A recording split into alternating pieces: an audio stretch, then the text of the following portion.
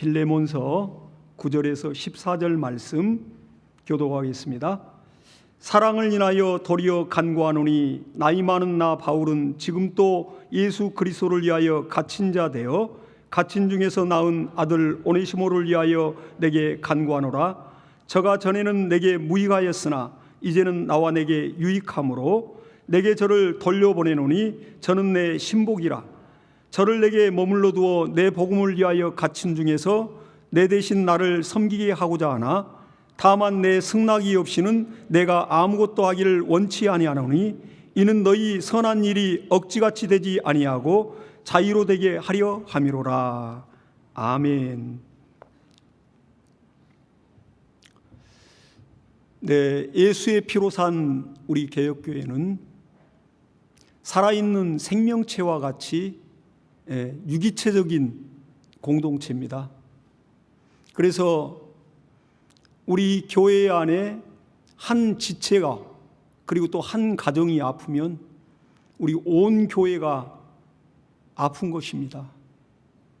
지난 한 주간 이제 폭우로 인해서 또 장례가 발생하고 또 상을 당하는 가정이 있어 그 장례를 온 교회가 함께 애통하는 마음으로 또 치르면서 우리가 이렇게 마음을 같이 했습니다. 이제 앞으로도 우리 또 이제 유족분과 그리고 또 우리 집사님 영혼과 가정을 자손들을 위해서 더 우리가 눈물로 기도하고 함께 사랑과 관심을 주시면 감사하겠습니다. 네, 8월 한 달은 한 뼘 더 성장하는 달입니다. 우리가 이 성장이라는 단어를 생각해 보면 어린아이로부터 시작해서 이제 어른이 되기까지 우리와 육체도 성장하고 정신도 성장합니다. 그런데 이때 이 장성함과 함께 또 성숙함도 함께 성장을 해서 육체는 성장했는데 정신이 거기에 따르지 못하면 또 어려움이 있고 육체와 정신이 영혼과 육체가 함께 균형을 맞춰서 성장해야 온전한 성장입니다. 근데 우리가 신앙 성장 또 각 개개인의 또 인생 가운데서 삶 가운데서 그 성장된 과정들을 보면 그의 성장했다는 그 증거가 뭘로 나타난가 하고 보니까 이 섬김이라는 그 신앙의 행위를 통해서 이분이 신앙이 장성한 신앙이 이르렀구나 하는 것을 우리가 느끼게 되고 그로 인하여 또 그 믿음의 일꾼들을 우리가 존경하고 또 이렇게 그 믿음을 또한 본받으려고 그렇게 하는 것입니다. 그래서 이 할 수만 있으면 우리가 예수의 피와 살을 나눈 형제와 자매를 우리가 섬겨가면서 하나님을 더 기쁘시게 하는 그 믿음으로 승리하면 좋겠습니다. 우리가 섬김하면 이렇게 떠오르는 단어가 이 종이라는 단어가 먼저 떠오릅니다. 이 종은 항상 자기 육신의 소욕과 또 내가 하고자 하는 것을 절제하고 먼저 주인을 그리고 또 그 가정에 자기가 섬길 대상자들을 먼저 섬기는 것이거든요. 저와 여러분은 신앙생활 자체가 섬김의 대상이 분명합니다. 위로는 먼저 우리가 하나님을 섬기고 또 옆으로는 우리가 사랑하는 예수의 피와 살을 나눈 형제와 자매를 이렇게 우리가 섬겨갑니다. 근데 요즘은 우리 일상생활 가운데서 이제 시대가 발달하고 과학이 발달하다 보니까 우리 일상에 필요한 여러 가지 이런 도구와 이러한 모든 필요한 그러한 제품들이 우리를 또한 잘 섬기더라고요. 이제 3차 산업 정보화 시대를 거쳐서 이제 4차 산업 혁명이 일어나고 있는 시대에 우리가 살고 있습니다. 그러니까 인공지능 시대, 곧 AI 시대를 살고 있는데 인터넷 사물 서비스 진화 시대라고 그러더라고요. 그러니까 우리가 지금 사용하는 모든 물품이든 제품이든 우리가 타고 다니는 차든 또 가정의 가전제품이든 우리 일상생활에 우리를 섬기고 또 우리가 필요로 하는 이러한 모든 제품들이 인공지능이 탑재되어 있어서 이렇게 사람과 이러한 교감을 이루는 그런 시대를 살고 있습니다. 그러니까 무인 자동차가 나오고 자율주행 자동차가 지금 이제 아직 시판은 안 됐지만은 벌써 실험을 진즉 마쳤습니다. 그리고 이제 저와 여러분 많이 경험하고 있지만은 무인 카페가 이제 이렇게 있어서 로봇이 또 이런 차를 만들 때, 커피를 만들 때 아주 적당한 비율로 제조를 해가지고 얼마나 또 맛있게 만드는지 모릅니다. 로봇이 이제 바리스타가 되는 거죠. 그리고 또 서빙까지 합니다. 음식점도 마찬가지고요. 저도 이제 일전에 큰 음식점을 한 군데 갔더니 먹고 나니까 접시를 이렇게 가지러 로봇이 오더라고요. 그래서 거기다 올려놓으면 이게 얘기를 해요. 올려달라고. 올려주면 또 다른 테이블로 가서 또 드신 접시를 올려달라고. 이제 그 점원이 했던 일들을 로봇이 대체를 하고 있습니다.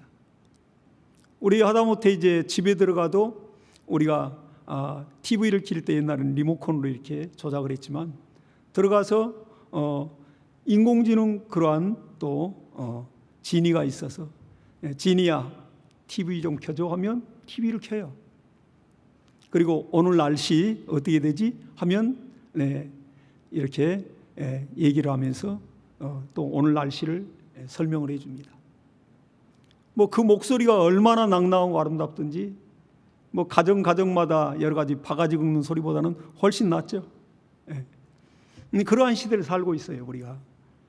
근데 이렇게 종들이 했던 정말 지금 이러한 기능을 담당하는 그러한 일들을 옛날에는 종들이, 그리고 가정의 노예들이, 또 머슴들이, 또 노비들이 실제 했던 그러한 일들입니다. 몸종과 같이 이렇게 쓰지 않습니까? 근데 그러한 일들을 요즘 이렇게 인공지능을 탑재한 그러한 기계들이 하고 있는 것입니다. 근데 오늘 이 본문을 우리가 이렇게 보니까 이 빌레몬서에 나오는 그 내용이 한 노예가 이제 그 주인의 집을 탈출해서 한번 자유인으로 살아보겠다 하여 많은 재물을 도둑질해서 가지고 나가서 다 탕진하고 또 이제 정말 좋은 훌륭한 사도를 만나고 그리고 그 믿음 좋은 그 주인의 용서를 받고 새 사람이 돼서 하나님의 거룩한 일에 귀하게 쓰임받는 아름다운 얘기가 오늘 이렇게 빌레몬서에 기록이 되어 있습니다. 저와 여러분이 오늘 이 상고한 이 빌레몬서는 바울이 말년에 로마의 그 옥중에서 서신을 보낸 편지입니다. 그러니까 바울의 옥중 서신은 네 가지가 있죠. 에베소서, 그리고 빌립보서, 골로새서, 그리고 빌레몬서입니다. 근데 오늘 이 빌레몬서는 딱 한 장으로 되어 있지 않습니까? 우리가 읽어도 짧은 서신서지만은 이 성경 66권 정경 안에 들어갔다는 것이 큰 의미가 있는 것입니다. 이 말씀을 우리가 상고하고 묵상해 보면 구속사적인 그 의미 안에서 하나님이 우리를 얼마나 우리 비천한 인생을 마귀의 진노의 자녀로 살던 죄의 노예로 살던 자를 이렇게 하나님의 자녀를 삼으시고 우리를 하나님이 이렇게 귀하게 여기시는, 그리고 또 우리를 사용하셔서 직분을 주시고 마침내는 면류관을 얻도록 하는 하나님의 이 은혜가 바로 이렇게 빌레몬서에 녹아 있는 것입니다. 그래서 이 빌레몬서가 위대한 거 아니겠습니까?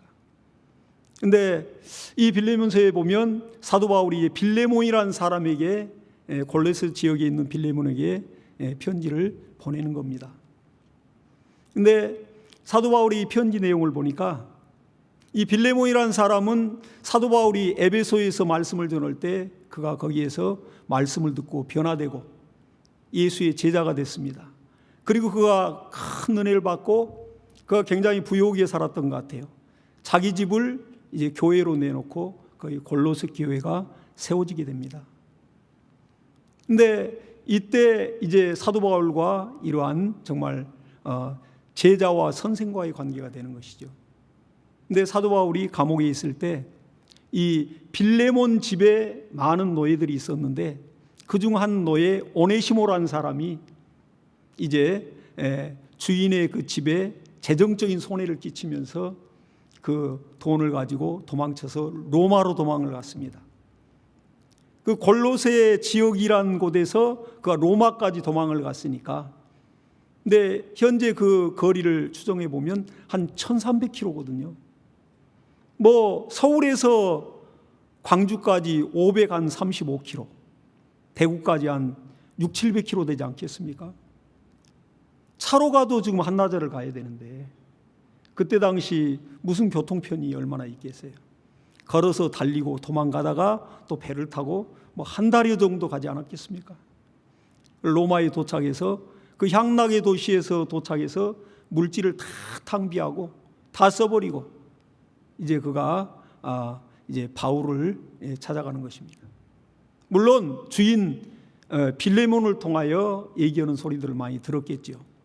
그리고 바울 사도가 또 로마 감옥에 갇혀 있다는 것도 정보가 있었을 것이고, 그리고 그 사도가 참 훌륭하고, 그리고 자기는 잡히면 처형당하고 죽을 수밖에 없는 몸이기 때문에 아마 도움 요청을 하지 않았을까 생각이 됩니다. 그때 바울은 이제 로마 감옥에 갇혀서 이러한 그 로마의 시민이니까, 시민권이 있으니까 그 셋집에 유하면서 집에 이제 이렇게 이제 감시를 받으면서 갇혀 있는 거죠. 사람을 자유롭게 만나고 말씀도 강론할 수 있는 자유가 있었습니다. 그때 이 오네시모가 바울을 극진히 섬긴다고요. 아주 옥바라지를 하는 거예요. 늙은 그 노사도의 옥바라지를 하면서 아주 성심을 다해서 섬깁니다. 그리고 이제 바울의 사랑을 받으며 바울이 이 오네시모를 진리와 그 복음으로 변화시킵니다. 그리고 이 오네시모가 완전히 거듭나고 새 사람이 됩니다. 그리고 이제 이 바울이 이제 이 오네시모를 다시 그 빌레몬에게 돌려보내면서 이 오네시모는 나에게 가장 필요한 사람이다. 그러나 우리 빌레몬에게 내가 이렇게 빌레몬 형제에게 내가 그 빌레몬의 소유니까 노예는, 그러니까 내가 부탁을 해서 이렇게 허락을 받고자 한다. 이렇게 사도 바울이 말하고 있습니다. 그때 당시 노예라는 것은 정말 사람 취급을 받지 못한 인권이라는 것은 상상할 수 없죠. 그 로마 시대의 노예가 6천만 명이 있었다 하니까, 그러니까 로마의 시민들의 뭐 거의 정말 많은 수를 차지하는 것이 노예들이 이렇게 섬기고 있었습니다. 그러니까 로마의 시민들이 얼마나 호화스러운 생활을 했다는 걸 알 수 있는 것이죠. 그러나 그 노예는 두 발 달린 영혼 없는 짐승이에요. 그들이 볼 때는 노예에 대한 인식이. 그러니까 주인이 노예 시장에서 사오는 것입니다. 그리고 집에서 애완견 하나 키우듯이 그렇게 키우는 건데, 그러나 요즘 뭐 반려동물들은 얼마나 사랑을 받습니까? 반려동물을 내 아들이다, 내 딸이다 하잖아요. 요즘 보면 그 정도로 아끼지 않습니까? 그러나 노예는 그런 것이 아니라고요. 일하다가 실수 오면 뭐 즉석에서 처형됩니다. 어떠한 사람은 목욕물을 데우라 했는데 목욕물이 너무 뜨겁다 해서 그 노예를 그대로 그냥 죽였어요. 또 노예가 이제 어떤 이런 파티를 하고 만찬을 하는데 이 음식을 가져오다가 이 수정 쟁반으로 된 그 쟁반을 떨어뜨려서 깨뜨렸습니다. 그대로 연못에, 악어들이 사는 그 연못에 집어던져서 물고기밥이 됐습니다. 뭐 그런 일이 한두 건이 아니죠. 사람으로 취급받지 못한 그런 노예. 그런 가운데 그때입니다. 그때 이 오네시모가 빌레몬 그 주인의 집을 탈출해서 그것도 돈을 훔쳐가지고 이제 그 경비로 사용한 것입니다. 그러니까 다시 잡혔다면 그건 뭐 애누리 없는 처형을 당하는 것이죠. 우리나라에도 불과 200년 전만 해도 노비들이 있었습니다. 신분제 사회가 엄격한 시대 아닙니까? 조선시대가. 그러니까 노비들이 있었다고요. 그리고 그들은 또 자식을 낳아도 노비인 겁니다. 노예의 삶이 이와 같습니다. 그리고 도망가다 잡힌 노예는 처형하든가 아니면 좀 자비를 베풀고 나서는 그 이마에 불로 단 그 인장을 찍어서 그 노예의 신분을 그대로 이마에다 찍어 놓는다고요. 일생 지워지지 않죠. 그 화인이. 그렇게 정말 살벌한 시대가 아니겠습니까? 그때 이 오네시모를 이렇게 가르쳐서 제자를 삼고 예수 그리스도의 참 사랑으로 바울이 그를 오네시모를 9절에 보니까 저는 내 감옥에서 갇힌 자 중에 낳은 아들이다. 이렇게 표현하고 있어요. 그리고 빌레몬에게 저는 내 신복이다. 내가 이전에 노예와 같이 종으로 대우하지 말고 내가 저를 보낼 텐데 이제는 형제로 예수 그리스도 안에서 동등한 형제로 대우하라. 이렇게 사도 바울이 간절하게 강청을 하고 눈물 어린 호소를 하며 편지를 보냅니다. 에바브라에게 이제 그 수종드는 자에게 이 편지를 들려보내며 오네시모를 빌레몬에게 보내는 거예요. 근데 빌레몬이라는 사람도 참 신앙과 인품이 훌륭한 사람입니다. 이 오네시모를 이제 맞아들이면서 용서해주고 그 주인과 노예 간에 어떠한 일이 있었는지는 우리는 알 수 없죠. 그동안에 어떻게 또 노예를 부렸는지 알 수 없지만은 유추해 보건대 이 빌레몬이라는 사람은 정말 신앙과 그러한 인격이 훌륭하여 아마 노예들도 정말 잘 이렇게 대우하고 관리하지 않았을까 생각이 듭니다. 이제 그러한 주인의 용서를 받고 이 오네시모가 또한 초대교회 당시에 아주 귀한 일들을 감당을 합니다. 사도 바울은 갈라디아서의 4장에서도 그렇게 말하고 있습니다. 주 안에서 신실하고 사랑받는 형제 오네시모라고 표현하고 있습니다. 근데 그가 목숨이 정말 달아날 지경에서 이렇게 용서받고 구원받았으니 얼마나 충성된 마음으로 몸된 교회와 영혼을 섬겼겠습니까? 그러니까 그가 나중에는 에베소 교회의 감독으로 추대되었다고 이렇게 말하고 있습니다. 얘가 참 이렇게 노예의 신분에서 교회의 지도자가 되기까지 하나님의 그 은혜가 얼마나 컸을까요? 그리고 이가 변화되되 완전한 변화를 가져온 새 사람이 되어서 섬김의 사람이 되었던 것입니다. 그런데 그래서 이 빌레몬서는 곧 예수 그리스도의 그 구속사적인 그러한 의미로 볼 때 정말 우리가 죄의 노예로 있어서 마귀의 친노의 자식이었는데 오늘날 저와 여러분이 하나님의 자녀가 되는 영광을 안고 이렇게 하나님의 사랑받는 존재가 되었습니다.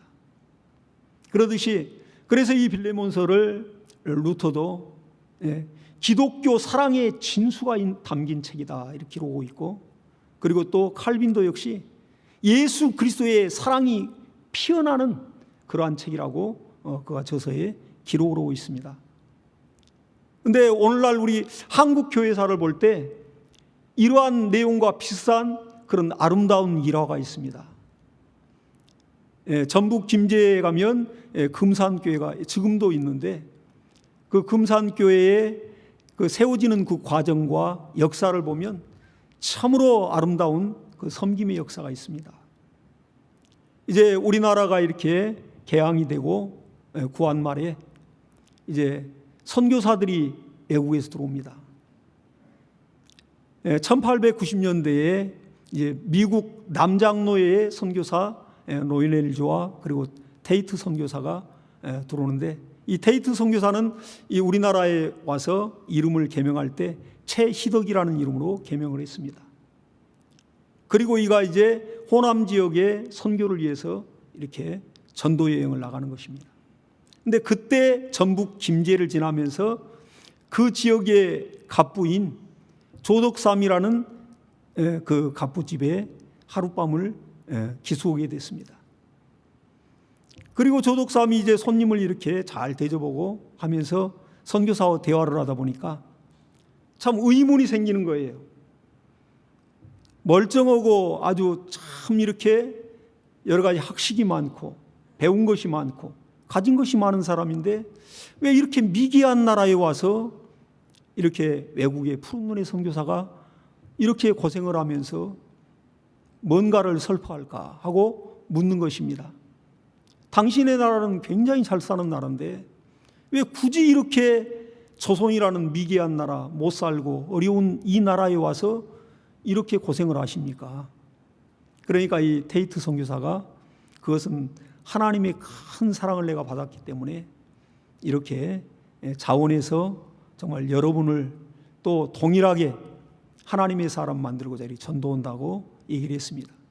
그 테이트 선교사의 그 신앙의 행동과 언행에 큰 감동을 받았어요, 이 조덕삼 씨가. 그래서 이제 이가 예수를 영접하고 또 침례를 받습니다. 그리고 자기 집을 내어줘서 이제 거기에 교회를 세우게 되는 것입니다. 그렇게 1905년도에 이제 금산교회가 설립이 되죠. 그리고 순식간에 막 불어납니다. 그 행랑채에서 시작했는데, 그리고 이제 많은 사람이 정말 와서 더 용신할 곳이 없으니까 이제 또 새로 이제 건축을 하고, 그리고 성도들이 많이 부흥하고 성장했습니다. 그러다 보니 이제 교회에 그때 목회자가 없고 또 지도자를 세워야 되는데 이제 장로를 선출하는 그런 날을 가졌습니다. 근데 그때 마침 이 조덕삼 씨의 이 가정에 그러한 머슴이 여러 명이 있었습니다. 그 중에 조덕삼이 어디를 갈 때, 행차할 때 말을 타고 가는데 그 말을 끄는 그 머슴 마부가 이자이라는 사람이 있었습니다.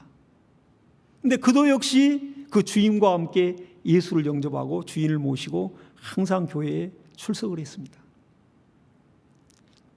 그리고 그 교회가 부흥하고 이제 장로를 선출할 때 이제 그 교회에 그 마을 사람들이죠. 이자익이 그 지역의 유지니까 그 조덕삼이 그 지역의 유지니까 조덕삼의 그 땅을 이렇게 빌어서 소작하는 소작농들도 있을 것이고 교인 중에는 그러니까 영향력을 크게 끼치고 있는 겁니다. 경제적이든 또 정신적이든. 근데 그때 장로를 선출할 때 이제 당연히 마을의 유지가 조덕삼이 장로가 돼야 되는 거 아니겠습니까? 근데 신기하게 조덕삼과 함께 따라가서 은혜 받고 그렇게 지극정성으로 교회와 성도를 섬겨가던 이자익이라는 이 조덕삼의 머슴, 조덕삼의 말을 끌어주고 섬기는 그 마부가 이자익이 장로로 선출된 거예요. 큰일 난 거죠, 이거. 정말 우리 동네에 큰일 났다. 우리 어떻게 또 얼굴을 들고 다닐고 성도들이 막 웅성웅성 되는 거죠. 그때 이 조덕삼 장로가 이제 장로가 아니죠. 조덕삼 씨가 일어나서 이제 회중을 이렇게 안도시키면서 여러분 오늘 우리는 경사의 날입니다. 우리 이렇게 우리 훌륭한 이자익을 장로로 선출하신 여러분 이제 저도 역시 함께 이렇게 이자익 장로를 잘 섬기면서 우리 교회를 든든히 세워갈 것입니다. 우리 박수 한번 보내십시다 하면서 쫙 박수로 환영한 거예요. 이거 아무나 할 수 있는 게 아니죠. 사회적인 지위와 체면과 명망이 있는데 그리고 얼마나 많은 사람들이 선을 베풀고 그가 존경받는 사람인데 인품이 훌륭한 사람입니다. 그리고 이제 더 나아가서는 이제 그 교회에 지도자가 없으니까 이제 이 조덕삼 장로가 그 다음 해에 2대 장로로 선출이 됩니다. 그래서 교회를 섬기면서 이제 교회의 지도자를 이제 세워야 되는데 모셔와야 되는데 먼저 이 자기의 머슴이요 마부였던 이자익을 평양의 신학교에 유학을 보내서 자기 아들과 함께 공부를 시킵니다. 그래가지고 이제 다시 돌아와서 금산교회를 담임할 수 있도록 또 청빙을 해요. 그래서 금산교회에 이제 초대 목회자가 그 머슴이요 마부인 이자익이 되는 것입니다. 그리고 조덕삼 장로가 그렇게 정말 하나님 앞에 충성되게 교회와 성도를 섬겨가는 그러한 귀한 역사를 펼쳐갑니다. 그리고 이자익 역시 충성되게 교회를 섬기고 성도를 섬기면서 이제 그 장로회에 그 교단의 장로회에 이제 총회장으로 3번이나 그렇게 일을 감당한다고요. 이러한 아름다운 이야기가 한국 교회사에 남아 있습니다. 그리고 그 자손들이 훌륭한 또한 지도자들이, 사회적인 그러한 지도자들이 나오죠. 그 조세영 국회의원이 바로 또 조덕삼 장로의 손주입니다. 그러듯이 이렇게 또 이자익 또 이제 목사의 또 자손들이 그렇게 또 한국교회를 위해서 헌신적으로 일했던 기록들이 남아 있고요. 오늘 우리가 이 빌레몬서를 보면서 섬김이 대체 뭘까? 참 섬김이 뭔가?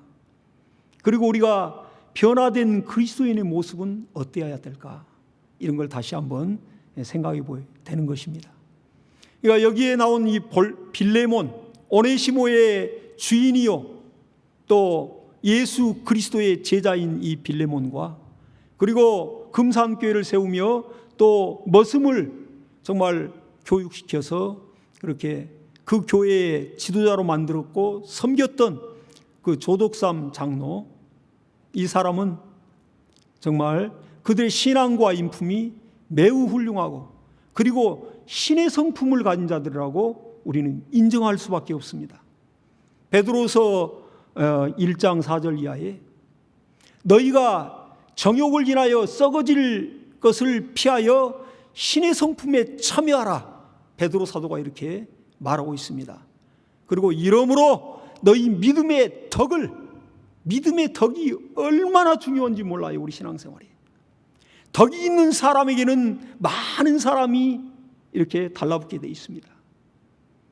그에게 가면 해결되고, 그에게 가면 정말 편안하고, 그에게 가면 사랑이 있고, 그에게 가면 눈물이 있고, 그에게 가면 품어줄 품이 있고, 그래서 많은 사람들이 덕 있는 사람이 몰려들죠. 우리 전쟁을 하더라도 한 나라에 정말 나라를 구한 그러한 용맹한 장수들 보면 물론 덕장이 있고 지장이 있고 용장이 있습니다. 장군들을 보면 용맹스러운 장군 필요하죠. 전쟁에 목숨 걸고 선봉대로 나가서 막 적군을 부시면서 이기는 그러한 용감한 장군도 필요합니다. 그리고 전략과 전술을 잘 짜서 이기는 아주 지혜로운 그러한 지장도 필요합니다. 그러나 위대한 장군은 그 명령 앞에 자원하여 목숨을 걸 만한 병사들이 목숨 걸고 함께 할 수 있는 덕장이 위대한 장군입니다. 그 병사들이고 그리고 그 모든 사정들을 헤아리면서 그 아픔을 같이 할 수 있는, 그들을 낮아져서 섬길 수 있는, 그러므로 거의 섬김이라는 곳에는 감동이 있고 눈물이 있고 뜨거움이 있습니다. 요즘같이 삭막한 시대에도 불신자들도 세상에 아름다운 섬김들이 많죠. 그러나 더더욱이 예수의 피로 산 우리 교회 공동체는 뜨거운 이러한 정말 서로의 섬김이 충만한 곳이어야 맞습니다. 그러듯이 이렇게 신의 성품, 믿음의 덕이 있는 그러한 빌레몬과 이 조덕삼 장로, 이러한 예수의 정신이 오늘 이 시간도 우리 마음을 이렇게 훈훈하게 하고 뜨겁게 합니다. 그래서 베드로 사도는 너희 믿음의 덕을, 그리고 또 덕에는 지식이 필요한 거죠. 믿음의 덕을, 또 덕의 지식을, 또 지식의 절제를, 절제의 인내를, 인내의 형제우애를, 형제우애의 사랑을 공급하라. 이런 것이 있어 너희에게 흡족한즉 너희가 예수 그리스도를 알기에 게으르지 않고 열매 없는 자가 되지 않게 하려니와 이러한 것이 없는 자는 원시치 못하여 소경이라 저를 깨끗게 하심을 그가 그 은혜를 잊었느니라, 이렇게 말하고 있습니다. 우리가 섬긴다는 것은 아무나 섬길 수 있는 게 아닙니다. 자기가 자기 자신을 부인하고 정말 더 낮아져야 섬길 수 있는 거거든요. 그리고 이렇게 섬겨갈 때에 그 아름다운 그 장성한 신앙이 많은 사람들에게 귀감이 되면서 그 공동체가 너무너무 단단하게 서갈 수 있는 것입니다. 그래서 주님도 우리에게 말씀하실 때 이렇게 얘기를 했습니다. 너희가 누구든지 크고자 하는 자는 섬기는 자가 되고, 너희가 또한 으뜸이 되고자 하는 자는 곧 너희를 섬기는 종이 되어야 할지니라, 이렇게 말하고 있습니다. 이 땅에서는 섬김받는 자가 높은 자예요. 그래서 돈도 악착같이 벌고, 그래서 명예도 얻기 위하여 그 돈을 투자하여 국회의원도 되기 위해서, 또 장관도 되기 위해서, 통장 반장도 되기 위해서, 명예를 얻기 위해서. 왜? 섬김을 받으니까. 가는 곳마다 이리 오십시오 장관님, 이리 오십시오 의원님 하면서 막 섬기니까. 이 땅에서는 섬김받는 자가 높인 자입니다. 그러나 신기하죠. 하나님의 어떠한 이런 셈법과 하나님의 계산법과 하나님의 방법은 정반대입니다. 이 땅에는 움켜쥐면 재산이 더 모아지는 것 같은데, 하나님은 주라 그리하면 주실 것이요 더 후이되어 흔들어 넘치도록 내가 부어버리겠다, 이렇게 말씀하시고, 그리고 내가 더 큰 자가 되고 싶냐? 그러면 섬기는 자가 되라. 내가 많은 사람이 으뜸이 되고 싶냐? 그러면 내가 많은 사람이 종이 되어야 할지니라. 천국에서는 가장 큰 자가, 가장 낮아져서 섬기는 자가 가장 크다고 예수님이 말씀하시고, 하나님의 아들 인자가 이 땅에 참 사람으로 오신 것은 섬김을 받으려 함이라, 섬기고 도리어 자기의 목숨을 대속물로 주려 하심이라고 말씀을 하고 있습니다. 우리 개혁 공동체는 할 수만 있으면 내어주고 섬기고 베풀고, 우리가 돈 버는 목적이 뭡니까? 내와 내 자손들 떵떵거리면서 살기 위해서 봅니까?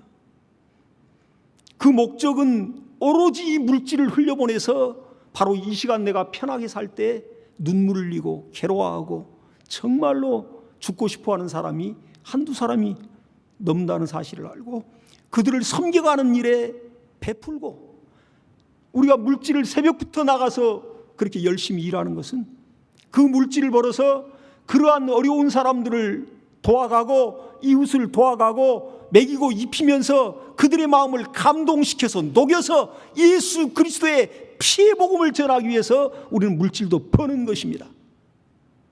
이게 하나님이 원하시는 거 아니겠습니까? 우리가 배우는 것, 남들에게 정말 박사라는 어떤 명성을 듣고 우쭐대기 위해서 배우는 것이 아니라 남을 주기 위해서 배우는 겁니다. 그 지식을 같이 공유하고 같이 나누고, 그러기 위해서 어떻게든 더 어려운 사람들 문맹을 깨치고 또 학교를 건립하고 또 병원을 세워가면서 그렇게 또한 봉사를 하기 위해서 배우는 것입니다.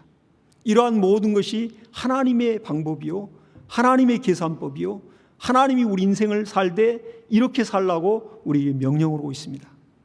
자, 여러분, 오늘 이렇게 빌레몬서를 보면서 우리가 다시 한번 우리 개혁 공동체가 뜨겁게 예수 그리스도의 정신과 그 사랑으로 섬기고 서로를 뜨겁게 사랑하며, 또 우리가 이렇게 하나님이 쓰시는 이 마지막 때에 정말 쓰시는 그러한 견고한 그러한 공동체를 이루어가는 저와 여러분 되시길 예수 이름으로 축복합니다. 자, 이 시간에 우리 기도할 때 하나님 아버지, 내가 은혜를 받은 만큼 더 낮아지고 은혜를 받은 만큼 무릎을 꿇어서 피를 나눈, 예수의 피를 나눈 살을 나눈 형제와 자매를 섬기고 주의 몸된 교회를 든든히 세우고 또 이웃들을 섬겨가며 복음을 전하기 원하니 하나님 우리를 사용해 주시옵소서 하고 우리 간절히 기도하겠습니다. 하나님